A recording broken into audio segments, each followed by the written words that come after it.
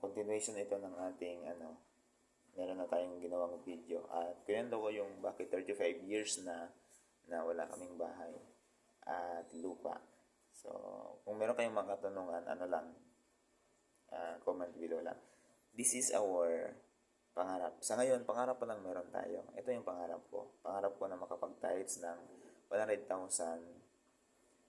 per month. Pangalawa, magkaroon ako ng 10,000 members dito sa Makati Church. Makati Gold Church. At pangatlo, gumaling yung asawa ko sa chronic kidney disease. At pang-apat ay makakapagpatayo ako ng bahay kila mama ng worth of 200,000 pesos.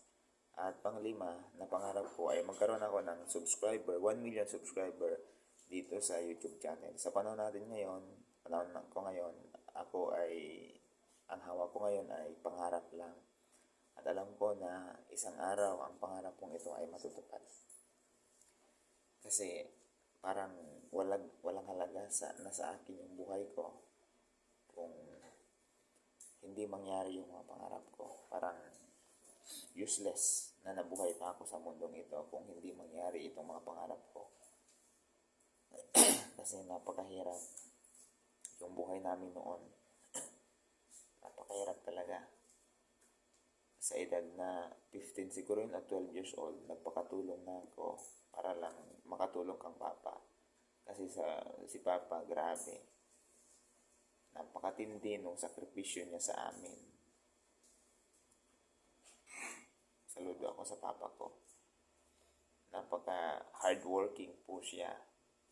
Tapos si mama, siyempre, housewife.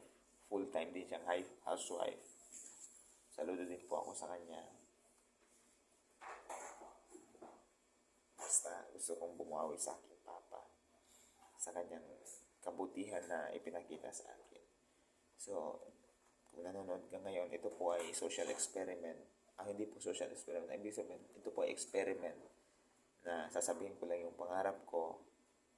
Titingnan natin kung ano yung pag-usad nito within 365 days. So, kung ikaw ay nanonood ngayon at nagsusubaybay ng mga upload natin daily, paki-share po ng video na to. At paki-subscribe na rin kayo kasi kahit isa wala pa tayong subscriber sa video na to. So, God bless you and thank you so much sa lahat. Dahil nangarap tayo, alam ko na matutupad ang pangarap na to. Alam ko yan. Sa aking sarili, alam ko yan na matutupad ang pangarap na to. Makakapag-tithes ako ng 100,000. Magkakaroon ako ng 10,000 na members, church members dito sa Makati. Tapos, gagaling yung asawa ko. Tapos yung pang-apat, makakapagpatayo ako ng bahay kila mama worth of 200,000. Tapos yung pang-lima, magkakaroon ako ng 1 million subscriber dito sa YouTube. So, kung naniniwala ka din sa pangarap na to, paki-subscribe and paki-share na rin po sa inyong mga social media. Maraming salamat po. God bless you. 1M subscribers.